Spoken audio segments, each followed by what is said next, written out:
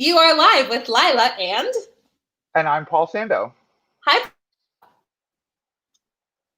How you doing? I'm great. I am so excited to be here. I've been looking forward to this. We've been trying to get this together, you and me, for 2 months now or Oh more. my gosh. Yeah. Well, So do you remember our first conversation? I think I was in an airport, I like remember I running remember being around. shocked because I wasn't expecting you to call me. That's what I remember about it. I was like, wait a minute. Like you introduced yourself and you're like, wait a minute, this name rings a and then I'm like, oh, I know who this is. Oh my gosh. It's just because I was kind of floored that you called me and I was just Didn't so you put your phone ecstatic. number on your profile? Yeah, my phone number's on my profile, so Yeah, and I was like, well, if he's going to put it up there, I'm yeah, going to why call not? it. Yeah, I mean, right? it's the best stalkery phone call I've ever gotten. No, Thank you. I you're wonder how welcome. many people can say that about me. Mm. Probably a lot. Or at Well, least like I don't know if it's always the best, but right, I'm very honored that it was for you. yeah. Well, I mean, that's that's one of the reasons that I'm so excited to do this. Is I have so much admiration for what you do in teaching people to Ah, communicate, and thank you. there's the lack of fear of communication that you have that I think Yeah, inspires so many people. thank you. That's what inspires me, and that's why I love paying attention to what you're doing. So. I love that. I think that being fearless in communication is a gift, is a blessing I'm grateful for. But like someday I'm gonna get shot. you know, someday someone Uh, is gonna be like, take that girl out. Ooh, like that's a really. scary thought, but Well, so everyone's gonna die eventually anyway. Like these are the things true. that I think about. I'm like, Yeah. I just have to I have to say the things that I have to say. I'm Mhm. compelled to. I've always been compelled to. But for you, this was a real decision for you to start unmailedletters.com, to even Mhm.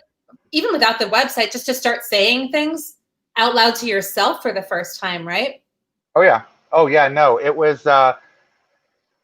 You know, Lila, if I hadn't, I actually and as I've done a lot of self-evaluating, I'm convinced that I had already made the decision in my life not to do this Wow, before. really? How do you I know? admit because everything changed when I got diagnosed with cancer. If I had never gotten cancer, I had already made the decision that I was not going to deal with my past. I wasn't going to face anything down. I was going to let it continue Mhm. to haunt me for the rest of my life. And then and it ties in so beautifully with what you just said. I'm going to die someday. And that Yeah. realization didn't strike me until I was laying in a hospital after coming out of anesthesia. And the cancer was so obvious that the surgeon didn't need to wait for the biopsy to come back. She says, yeah, by the way, this is cancer. Wow. How did she know? What did she look at? What did she see? So she saw a mass. It was she. It's funny. I had been getting treatment for the same symptoms for almost a year before I saw this particular surgeon, and she Hmm.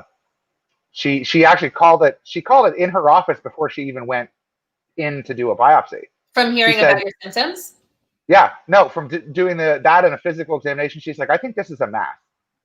I strongly suspect it. And then she was able to call it as cancer before the biopsy even came back. Wow. Um, but it was that was the first time I had to stare death in the face and be like exactly what you just said. I'm gonna die someday, Yeah.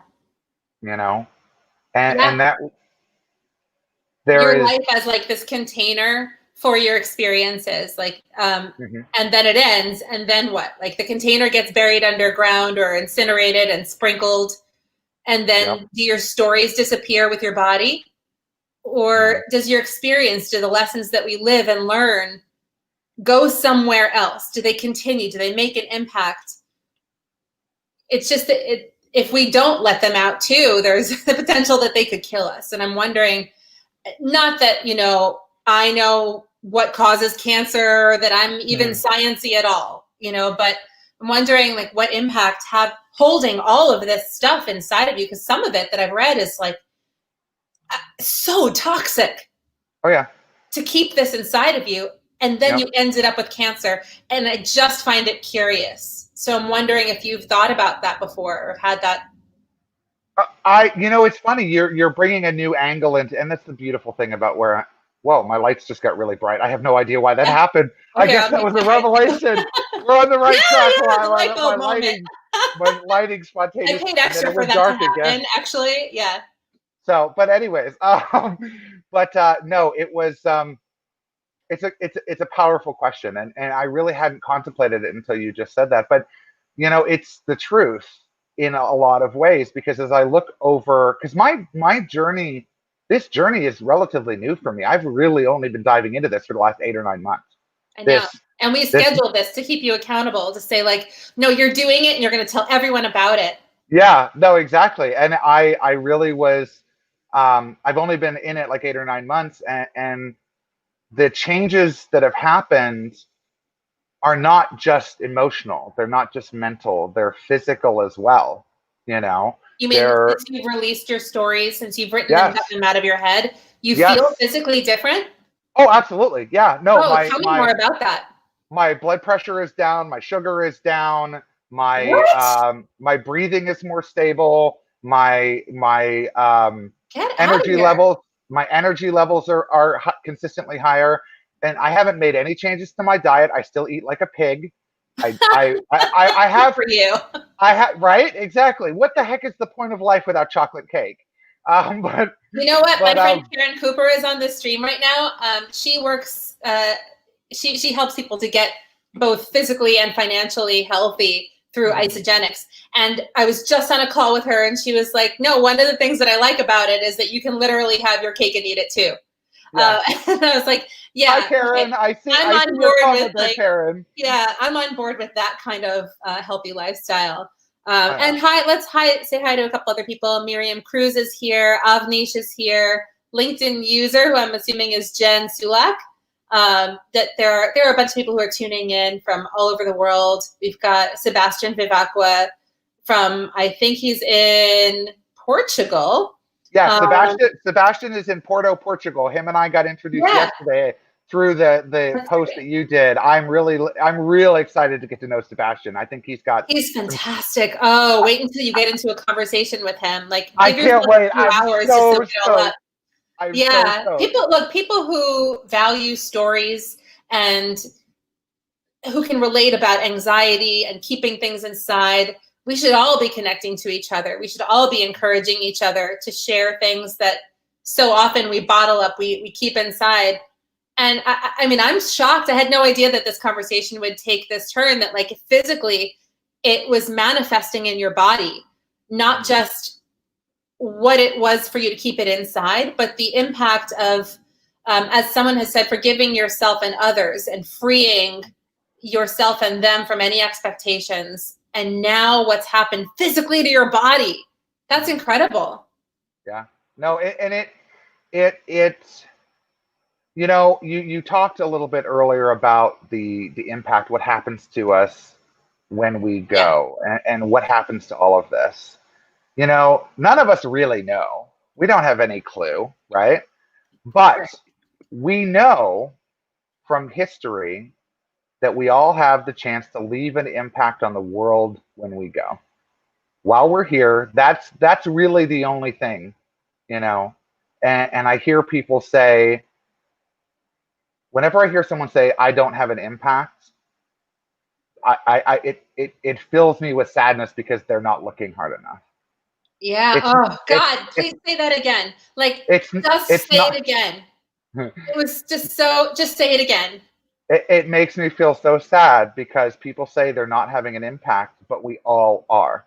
We are Yeah. all having an impact, whether it's on one person or 100 people or 38,000, some people like Lila does, or millions of people like Gary Vaynerchuk does. It doesn't matter. We all have an impact to leave on the world behind us. Yeah. And that's regardless of what happens to the soul, the self, the spirit, the mind, whatever, however you spiritually or logically quantify yourself. What is it for you? How do you spiritually or logically quantify yourself?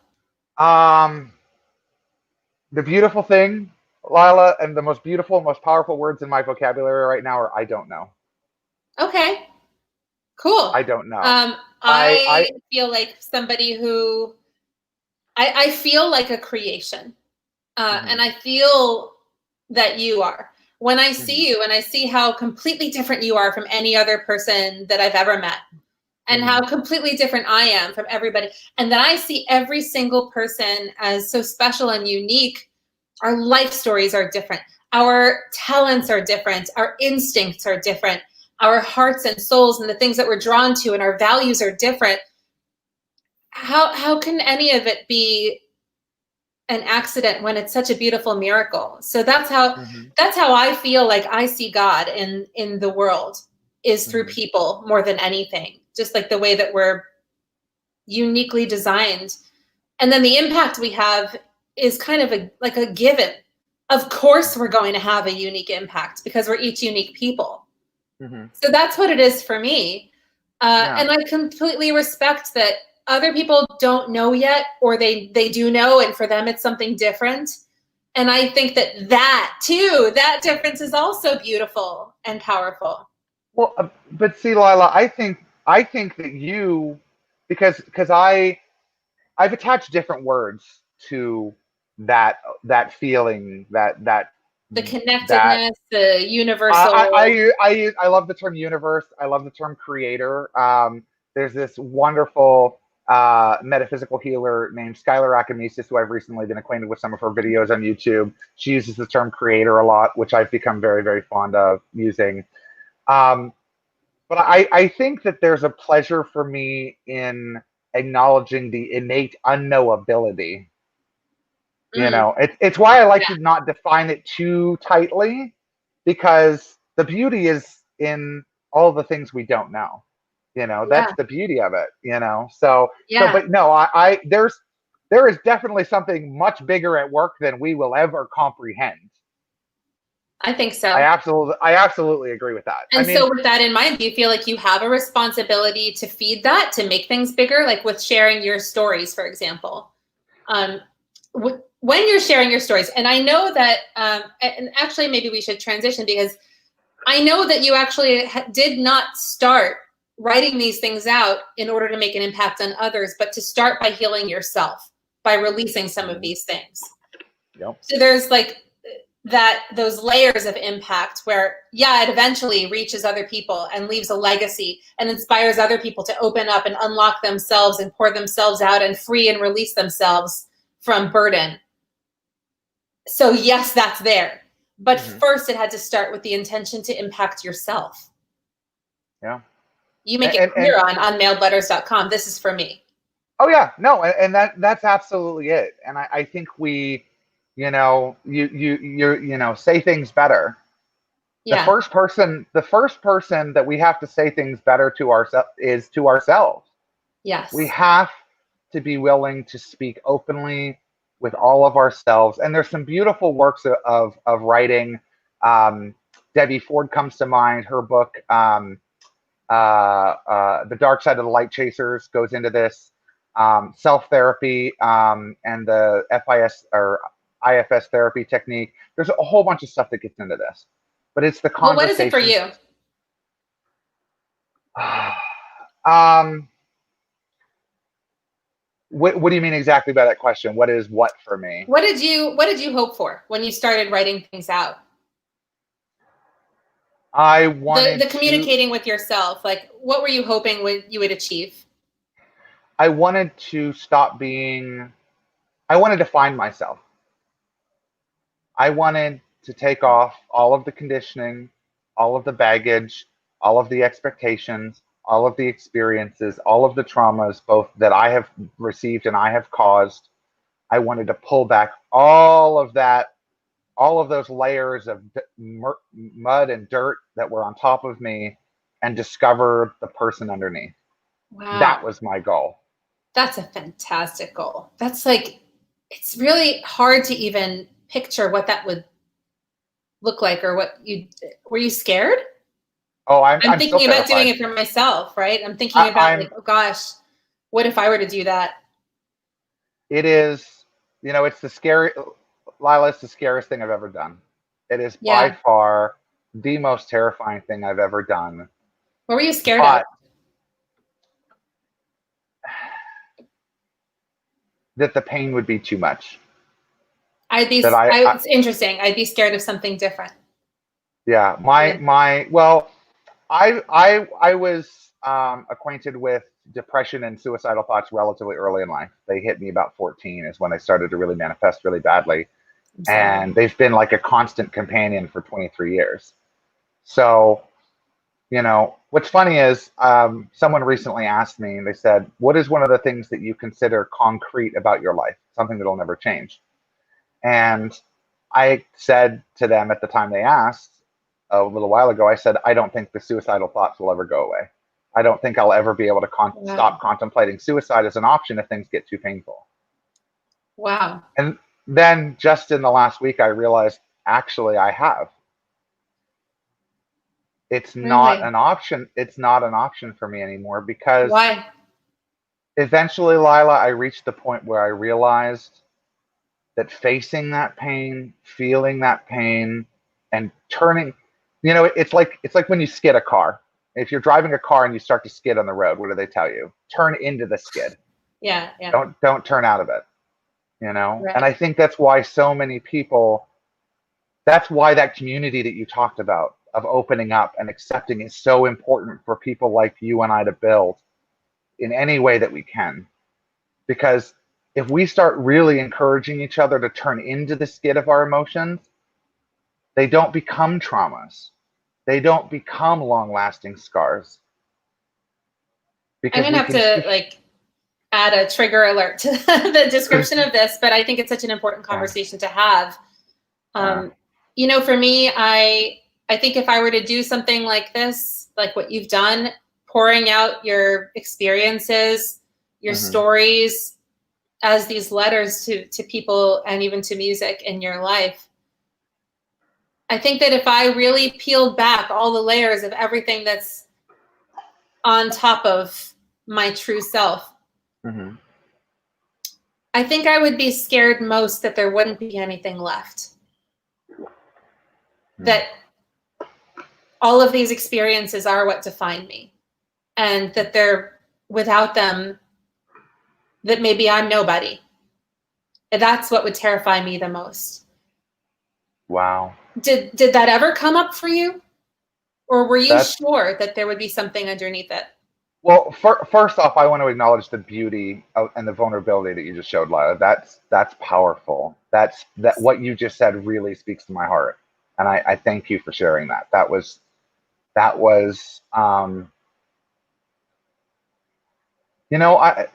it's crazy. Talking about that difference of perspective, that evidence of creator we were talking about earlier. You just highlighted it. That thought never occurred to me. Wow.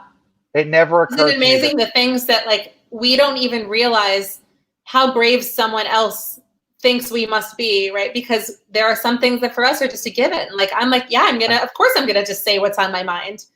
Yeah. And for you, you're like, of course I'm someone underneath all of this. Yeah. Yeah. Yeah. No, that's why we have to have these conversations. That's why we have to have these conversations. You know, that's the, we all get so stuck in our own perspective. Rodrigo Passarelli has said, absolutely, once you accept even the darker sides, you can, here I'm going to pin it, you can become to feel as a whole. Then comes self-respect, and with it self-knowledge, or self-knowledge and then with it self-respect. Yeah. Well, and Lila, I think that's the kind of the most incredible part of this whole process is, as I've gone deeper and deeper into it, I've realized it doesn't detach me from other people or take away parts. It actually adds more.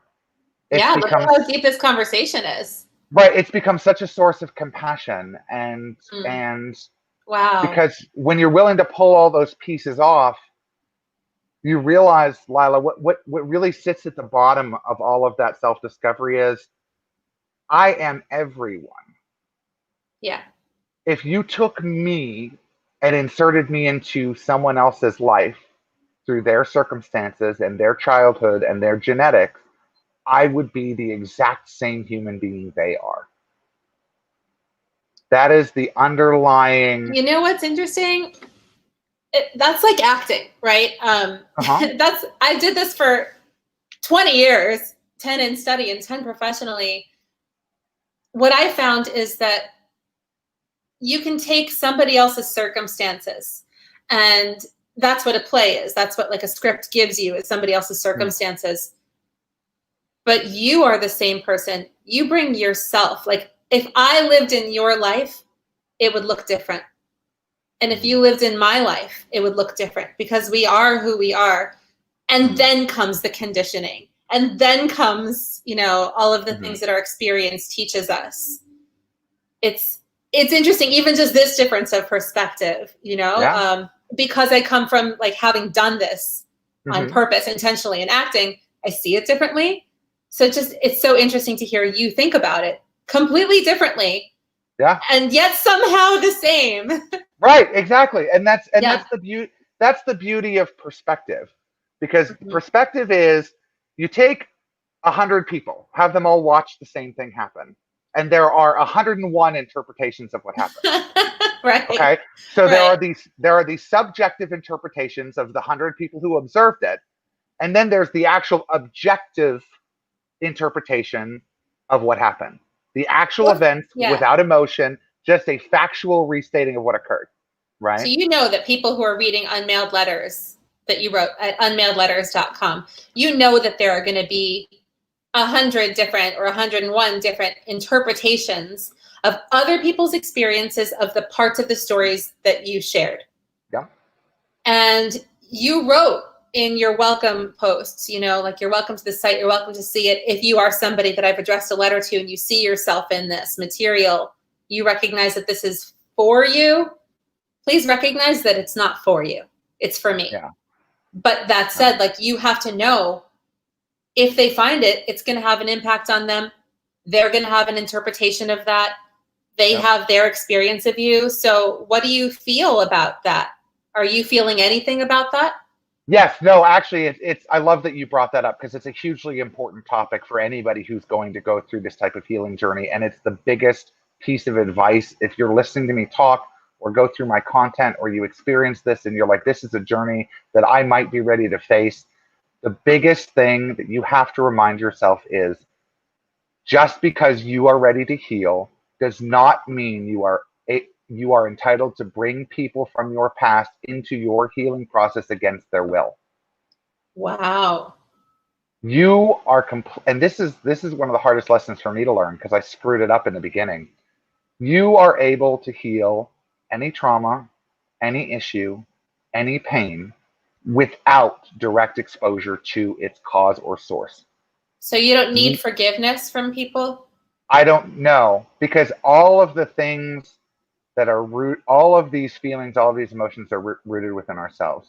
And it can actually be catastrophically damaging to try and pull these people back into your healing process. For and them, for you, sure. For both, yeah, it can set you back. Absolutely will set you back. It can set you back. That doesn't mean you shouldn't ask. I've gotten into the habit of asking. You know, if there's a particular person, you know, for example, I recently went on a trip home, and during the trip home, I was trying to deal with some of the traumas of my teenage years after I came out as gay.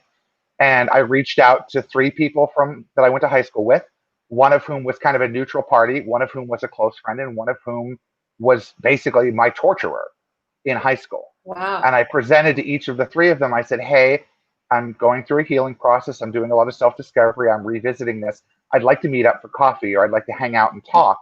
Are you okay with that? I had one of them accept openly. I had one of them try but couldn't make it. And then the third one ignored me completely. Which one ignored you? The torturer. But that's okay. Yeah, it is okay. It is okay. Why do you feel it's okay? Because I don't need anybody else to heal. I don't need him to apologize. I need to forgive him. Oh God, say that again. I mean, really, I feel like we're it's so powerful. I don't need him to apologize. I need to forgive him. Why do you need to forgive him? Because that's me letting it go. Okay. Just like the letters, it's not about anybody else. I can't make anybody else do anything. All I can That do is is, yeah. make the decision for myself that this does not need to be a part of this pain does not need to be a part of who I am anymore. So you peel that off. Yep. Every person Yep. you need to forgive, just peel it off and you shed it. Yep. I have LinkedIn user. Would LinkedIn user, if this is you, please type your name into the chat. Forgiving them releases the power we have given others. Yeah, and then like you get to take that power back. You get to take that power back to define what your life is going to be like. So give me an example of somebody that you have, is that torturer in high school someone that you have forgiven? Yes, absolutely. Do you remember when you wrote that letter? Yes, I remember. I remember a lot of those letters. And I remember there's a journey of finding the pain is the first part, realizing it's still there. Then you kind of go through this process of acknowledging and examining where did it come from.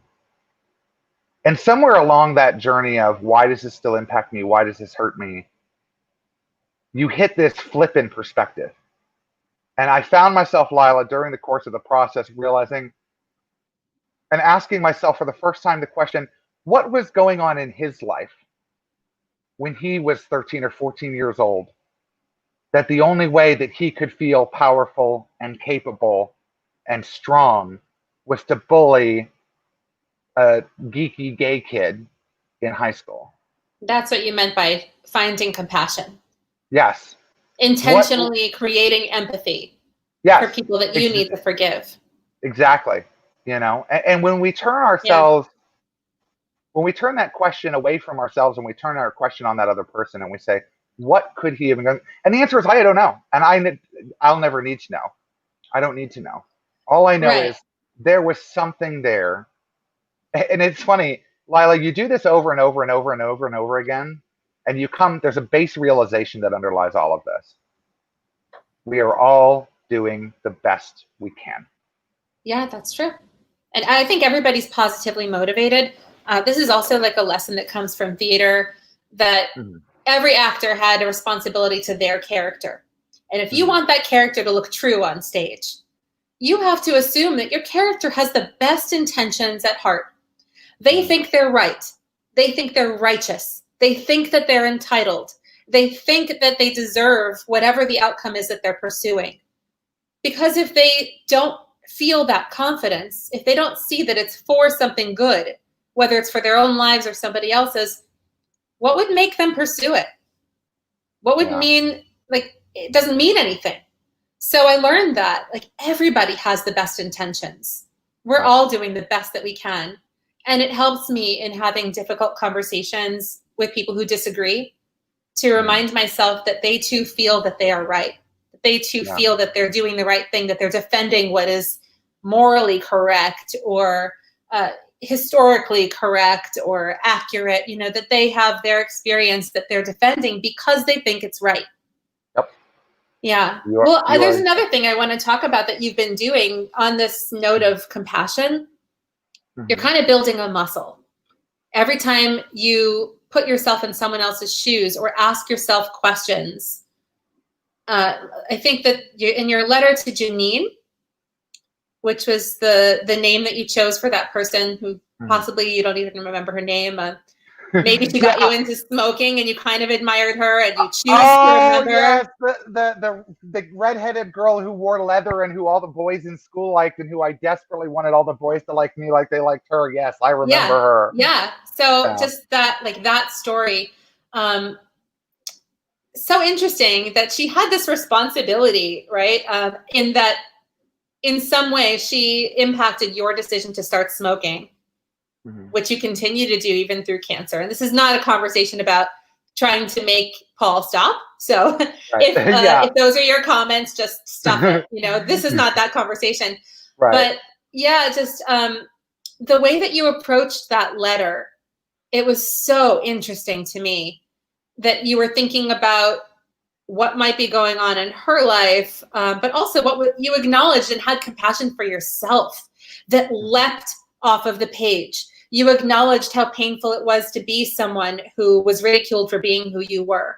You acknowledged that you felt unaccepted and discardable and like kind of a, I don't remember what you said. Maybe it was like a piece of gum on the bottom of the desk of life or something. And that's how you were feeling. And so, of course, you made the choices that you made.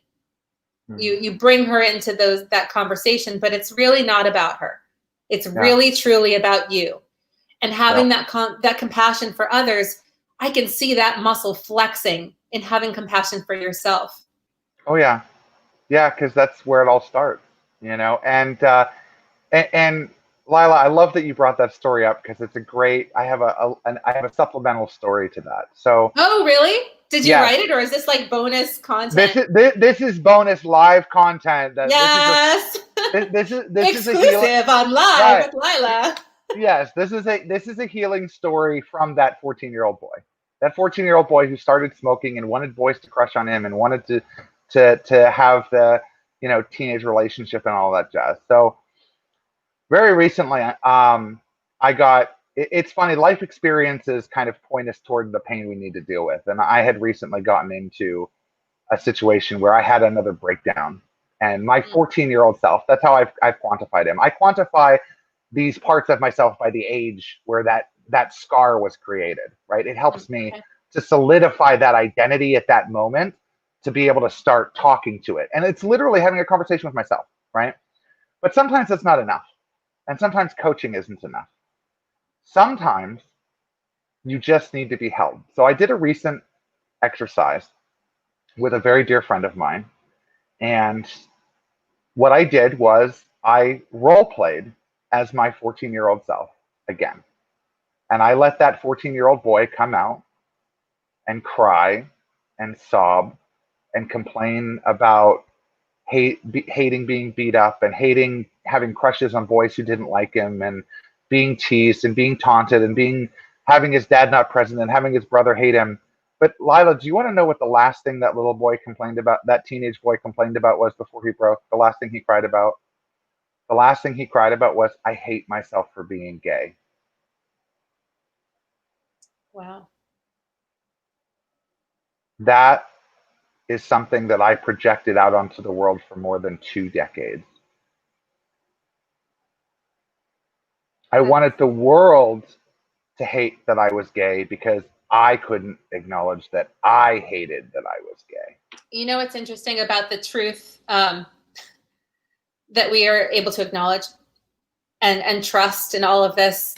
I think when you have a voice in your head and it's such a constant, you hear it over and over and over and over and over. Yeah, it's your voice talking down to yourself, but that voice is what you acknowledge as truth. And so in the outside world, the voices that align with your inside voice, the inside your head voice, those are the ones you accept as truth.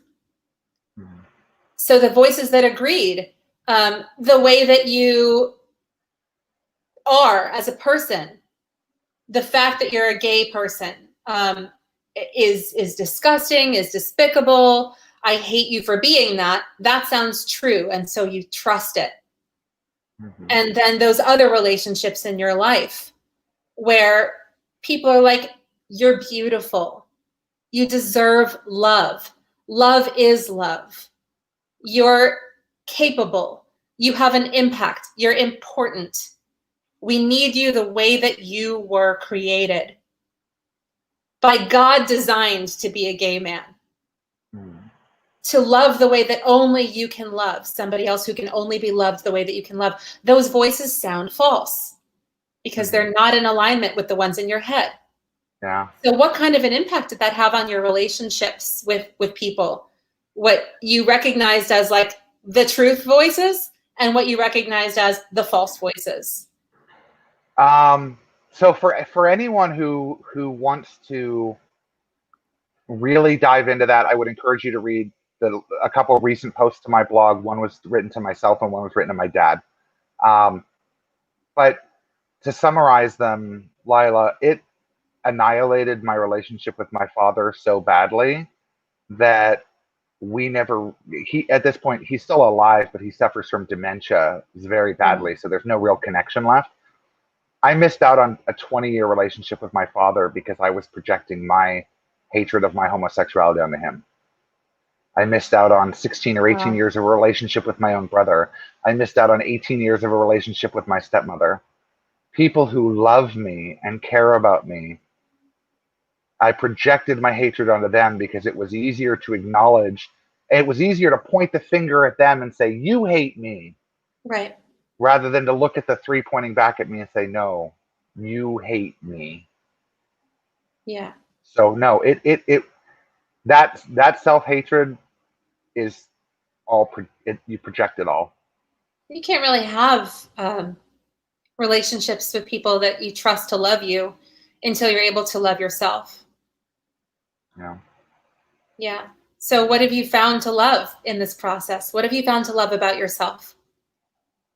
After the shedding and the forgiving, and I know this is a continuous process because you have over 30 years of stories to spill, Right. but what have you found so far? What have you found so far to love about Paul?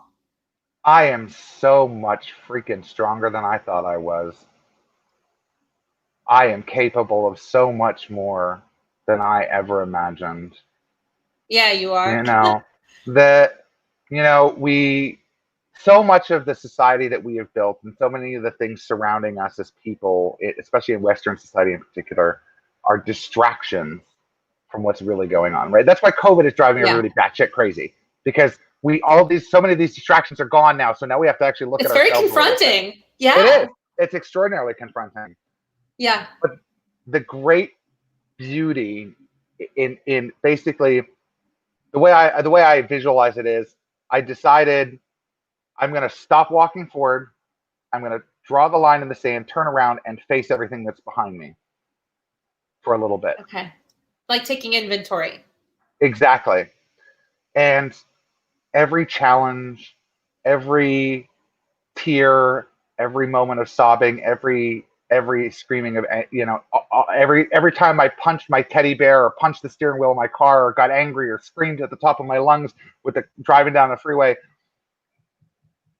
every experience, life is balance, right? So every experience we allow ourselves to experience negatively increases our capacity to love and to demonstrate compassion and to demonstrate empathy for other human beings and for So ourselves. having that hurt, you mean?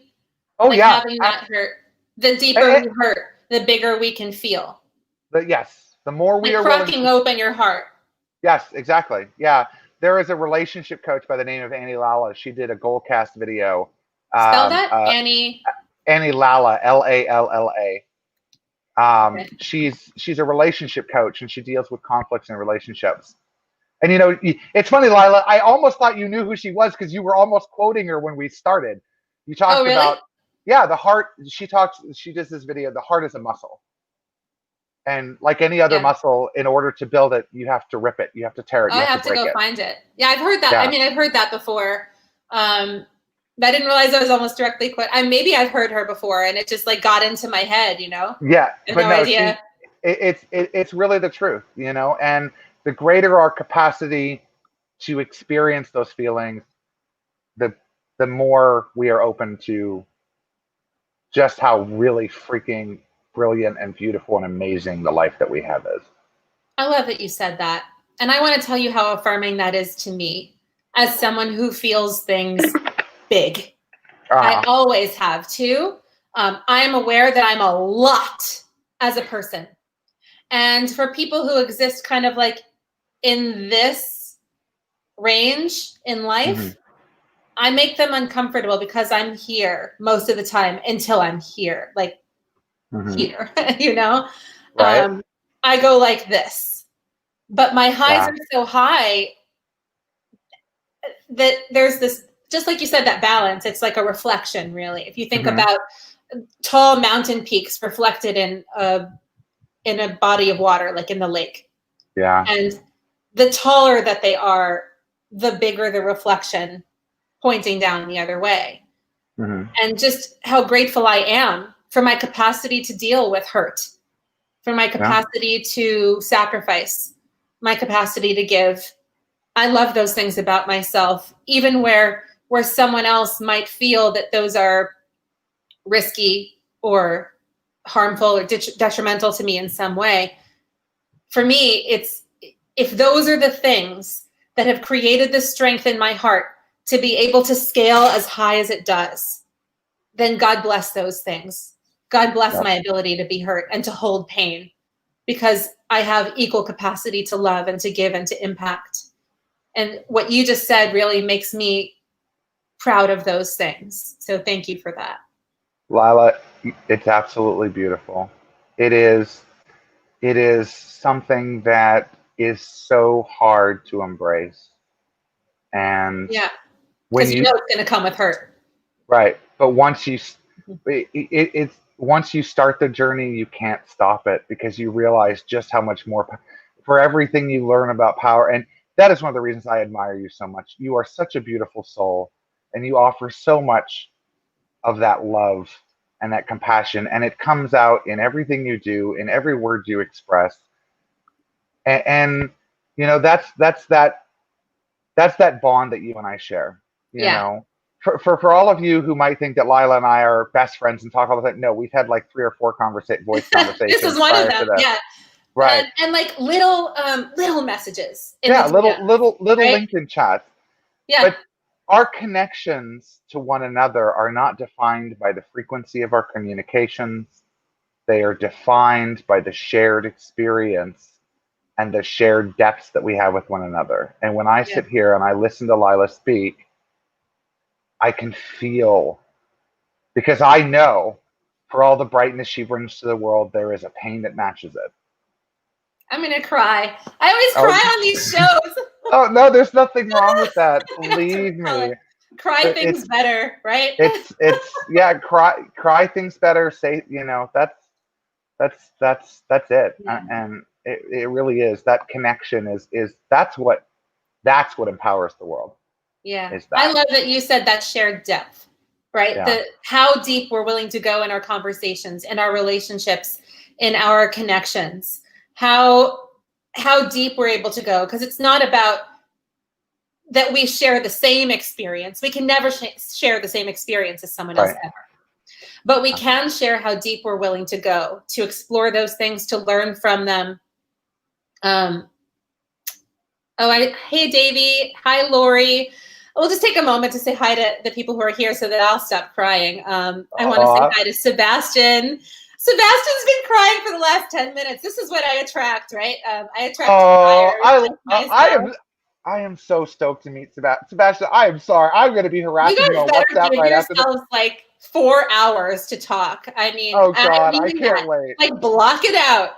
And Ale, who's here, and Davey, Dosage of Davey, Lori Knudsen, who's showing up as LinkedIn user, is here, and Jen Sulak, a photographer in the DFW area I just recently met through Jake Jordan. Rock Robinson, who's the CEO of eCara, and impact-driven, sustainability-focused rideshare program and application that everybody should download. We have Rodrigo Passarelli and John Carpenter, whom I call JC, and Karen Cooper, and lots of people that I've not been able to see commenting, but I can see people coming in and out. Just, crying is good, is good. So let's embrace the tears. I actually don't have a problem with, it's the same thing as I said before. Like, I don't have a problem with the expression if it comes out in tears, because it means that that's how big I'm capable of expressing things. Yep. As much as I allow the tears to flow, so can my ideas, so can my passion, so can my interests, so can my connection. And the more we uncap for ourselves, the greater our capacity. Yeah. You have uncapped so much with your letters. What has increased in your capacity? What have you found? I found that there's further to go. And my next, I've dealt with a lot of sadness. I've dealt with a lot of trauma. But Lila, recently I've acknowledged that there's one emotion that I still really struggle with expressing. And it's my next big thing that I know I'm going to have to face. And it's anger. Who are you angry with? Myself. Why?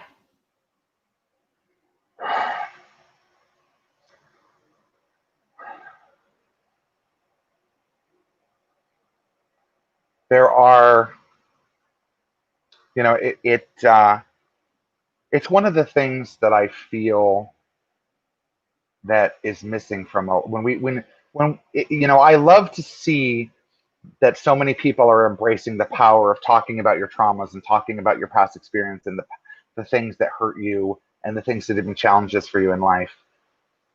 But Lila, I've recently come to the realization that there's a huge piece missing from that dialogue. And it's something that's much harder to face than what has happened to us, and that is, what have we done to others? You own up to a lot. I've read kind of a lot of the letters on your site because I'm obsessed. I mean, just as a voyeur, which I totally am, by the way, like this is really interesting to me. I'm like, oh shoot, I found somebody's like diary essentially, and I can see confessions of all kinds of stuff. You pour out and take accountability for all manner of ways in which you've hurt other people. Yeah. So, you're angry with yourself for hurting others, for betraying them? There are. I was just talking with a friend of mine right before we joined this meeting we started this, Lila, because there are still some harms that I have caused to others that I'm not ready to publicly face yet, that I'm still processing internally. Well, aren't those the most important letters to write then? They are, but this is why it's really important to not pressure yourself on these journeys. Mm-hmm. That's another thing. That's another guiding principle to anyone who's considering diving into really deep self-discovery. You cannot pressure yourself. It will come in the time that you are ready to face it. Got it. And there are a few people in my past. A big one that I really just dealt with was my ex-husband, my second marriage, because his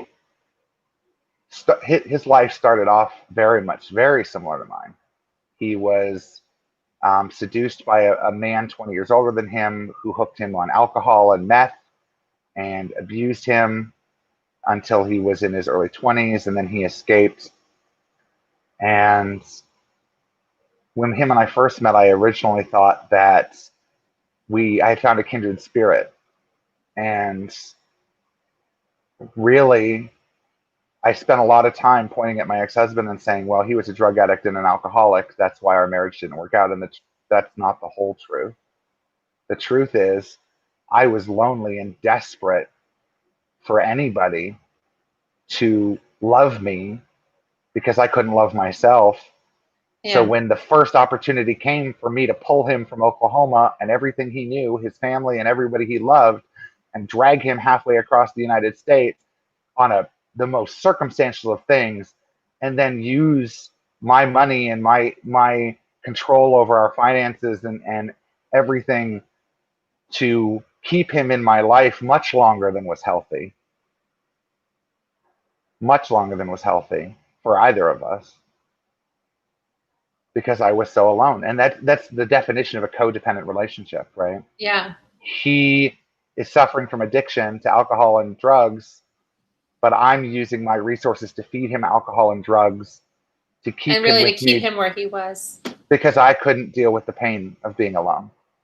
Wow. And that's one I'm just starting to face. But that's one of those beautiful Good for examples. You for even sharing that now, and saying it out loud. Well, it's one of the it's one of the examples that empowers me, Lila, because before I wrote about it or shared it, I called him, because we're still in touch, and I took a moment and I said, baby, I know I pointed fingers at you when we got divorced, that it was your alcohol and your drugs that caused the problem, but if I really look deep, I was using you as much as or more than you were using me. Yeah. Because you may have been using me for alcohol and drugs, but I was using you to fill a hole inside my heart that I couldn't acknowledge was there. What kind of response did you get from him in that conversation? Was he receptive? Was he angry? I know you're still in touch, but how did he respond to that kind of statement? He actually he tried to comfort me, and he said I didn't see it that way. And that's a possibility. You know, you think that when you make that kind of confession and you own that, you know, we always expect, well, they'll be angry or they'll forgive me. Mm-hmm. But just like you so beautifully pointed out when we started, Lila, it's all about perspective. Yeah, well, you said, you know, he had a life that started similar to yours. Right. Or his journey, his self-discovery started, and yet how different you are. Right. You know, and a lot of that might be tied into the difference. And there's so many things about his perspective that I will never understand to know why he felt the way he felt. But he never felt like a victim. Mm-hmm. But that's the thing. Not everybody that we quote unquote victimize feels like a victim, you know, and it's right. That's true. It's Many easy. People have said stuff to me that I've been like, I don't care. I don't care. Yeah. I don't care. You know? Right. Yeah. And it's not, it's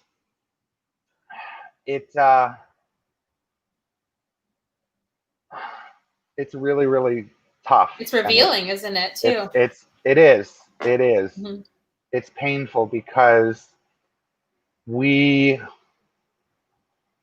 know, there's a beautiful quote. I can't remember the gentleman who came up with it, but it's about the Holocaust, and it's about the depth of human capability. And oh yeah, it is, and I'm paraphrasing here, and I'm probably going to butcher it because I'm terrible with quotes. But anyways, but it basically says that we as human beings are the same that had the depths of depravity to create the gas chambers of Auschwitz as were those who were able to walk into them with their heads held high and a prayer on their lips. We as human beings, in our capacity, we as human beings have in our capacity absolute beauty and absolute evil, if you want to use that term. Yeah. I don't like the term evil, but we are capable of all of these things. I know things. What you mean when you say it. Yeah. Because I've read your stories and I've seen the letters that you've written, kind of owning some of your own capacity to, we can call it the dark side, the things that bear shame once we realize how dark we've gone. Yeah. That we all have that capacity at any time to go light or to go dark. Well, and the beautiful, that's the beautiful thing about when you start to own your truth. It's like if I were to call this the 3-step process for self-discovery, it's deal with it's you deal with your traumas first, then you deal with how those traumas caused you to hurt others. Because, you know, hurt people. That's another great quote. When we are hurt, we hurt others, and often in the same or very similar ways to the way we were hurt. It's this terrible cyclical pattern. But when you get to a certain point in your self-discovery, you realize it doesn't have to be that way anymore. It gives you the power to step outside of that cycle and say, I'm not going to let these traumas die with me. And I'm sorry, my camera's shaking because I'm emphatically punching on my desk. Because, punch it, yeah. But we can make this decision. All of us have the power to make this decision. My traumas die with me, and I will not perpetrate those traumas anymore. And it's crazy because it can come out in some of the most innocent ways. What sounds innocent. Lila, let me ask you this. How many times have you heard a parent say something along the lines of, I want to give my child the childhood that I never had? How often have you heard someone say that? I mean, I've heard my dad say that a lot of times. Right. A lot of times. That's why he, financially supported me in so many ways for so long, especially as I was on tour and, not making too much money as an actress. And he was like, no, if you want your dreams, you go get them. I'll make it happen for you. I was very blessed to have that. But I have recalled hearing that personally many times. And like all things, it can manifest in a good way. It manifested very positively for you, but there are also, it can manifest very poorly. Like, for example, with my uncle was killed in a sledding accident when my father was 8 or 9 years old. After that accident, my father's childhood basically became a prison because he had no freedom. He couldn't go play. He couldn't go outside. He couldn't do anything because his older brother had died. Right. So his parents became super protective, right? Yeah. So my father decided the life that he wanted to give me was one of resources and freedom. He wanted me Wow, to be what a able to gift. go, that's the challenge. No, it wasn't. Wasn't a gift? It was not a gift. Best of intentions, but. Right. Well, that's what they say. The road to hell is paved with the best intentions, right? Right. But I think we need to, because I didn't want freedom and I didn't want money. Lila, when I was growing up, we went on vacations to the Jersey Shore for 30 days every summer. A month out of the year we spent on the Jersey Shore. I had all the toys that I wanted. I had a computer when I wanted. I had all of these things. I would have surrendered all of those aspects of my childhood to have one conscious memory of being able to lay in my father's arms and just cry and have him tell me that it was going to be okay. You know, I want to call out one of your values right now, if that's okay. Yeah, of course.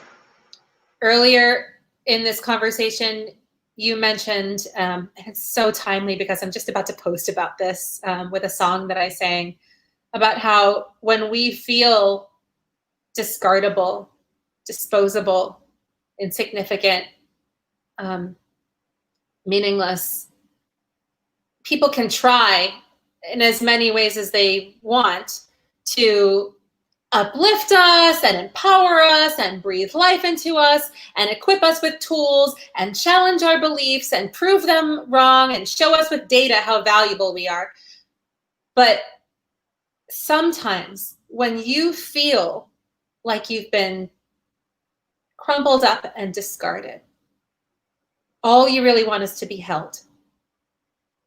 And you said that you used that phrase too earlier to say that you sometimes just want to be held, and calling this out as maybe a value of yours, that twice now you've mentioned how much you wanted to be embraced. And so I bet that to embrace others, which you make me feel for everything that I dump out, and I'm like, here's everything I am, you make me feel very embraced for who I am, that maybe that's one of your values, but I express in verb form so that we can hold ourselves accountable to doing them, to living with them. That when you value being embraced, you choose to embrace others. Yeah. Thank you. That's yeah. I appreciate that very much, and it's the thing that shines a light on it for me is the world is advancing in we as a society are starting to realize this. We're starting to see this, after a history of catastrophic relationships and sex addiction and all kinds of things in my past. When I moved to California and started this process, I made the decision that I was not going to do that. I was not going to end up in another unhealthy relationship. But I am a physically touchy person. I love to be held. I love to hold another person. Me too. And when I moved to California in December, I had the beautiful luxury of being introduced to the idea of professional cuddlers, which I did not know were a thing. Did you know that those were a thing? So someone had said this to me sort of recently. I think I thought it was a joke. When they brought it up, because I'm such a cuddly, huggy person too. I'm physical touch and words of affirmation are super high for me in my love languages. But physical touch too, I crave that being held. And I love snuggling and cuddling, and I'm a good hugger, I've been told. Brian Schulman always talks about our 3-minute hug when I first, saw him. But this is really a thing you're telling me? Oh, absolutely. Absolutely. Well, let's end this on a high note. Explain yourself, please. So, a professional cuddler is literally completely platonic, but they are trained in, and it's beautiful because they're trained in communication. They're trained in boundaries. They're trained in all these things that are such a challenge sometimes for us to, Who's doing this especially training? so there's the organization that I went through is called Cuddlist. It's CUDDLIST.com, Cuddlist.com. And I found they have a certification program. They do training. It's something that you can get involved in as a client or as a cuddlist. They have different levels of certification and training. It really is. I love that verb, your values to cuddle. I love that. It's gorgeous. But yeah, no, we are as a society starting in embracing that depth of emotion. We are starting to build healthy ways to express that. And the professional cuddler is a thing. If you are a touch-based person and you have a history of really unhealthy relationships, and that's how you've gotten that fixed in the past, please research this. It is was a huge empowerment thing for me. Wow. And it's only one piece of the puzzle.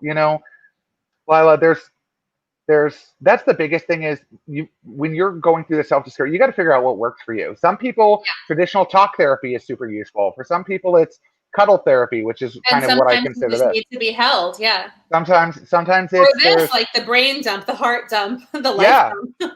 there's no system there's no single system that's perfect. Yeah.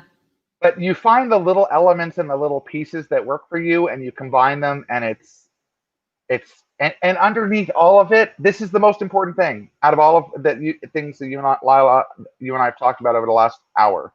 The most important thing to remember is at the bottom of this self-discovery journey, at the end, is you, the real you. And all of you is worthy and beautiful and deserves to come out. Whether you believe that now or not, it is the truth. And that is the best lesson I've gotten out of all of this. Well, good for you. And thank you for sharing that with me and with everybody. I mean, you've really done and continue to do the hard work that most of us wouldn't be brave enough to even think to begin. This is an amazing act of art and creativity, affirmation for life, and just accountability, taking responsibility for what you can do to speak up for yourself, to yourself, embrace yourself, give yourself that hug, that cuddle. It's like I'm sending you a cuddle now, and one extra one for Ray Knudsen. Group hug. Yes, exactly. Yeah. I love it. Thank you so much, Paul. You've shared so much here that I think has really inspired people to take a look at their own life story. I love what you said about trauma and how first we start with healing ourselves, then taking a look at how we have re-traumatized or traumatized others in a similar way, and then taking a step outside of that and saying, here's where it stops. And instead what I want is, and then making that commitment to others. And I think it's been a beautiful conversation, and it's been my total honor to have you here. So thank you. And it is mine as well. I'm so grateful to Rodrigo and Karen and Jen and Sebastian, everybody who's joined us. Please, I just want to take a quick second. If you've enjoyed this conversation and you want to get to know me better, Sebastian already jumped the gun and connected with me and has me on WhatsApp. But please, this is where I'm going with this. This is what I want to do, is show everybody this power. That's what the power of embracing our whole selves. So if you have questions or you want to know more about my story or whatever, please, I am a grossly open book. So don't hesitate to reach out if you're curious. Do it. Connect with Paul. Book yourself some hours for conversation if you want to go deep, and visit unmailedletters.com.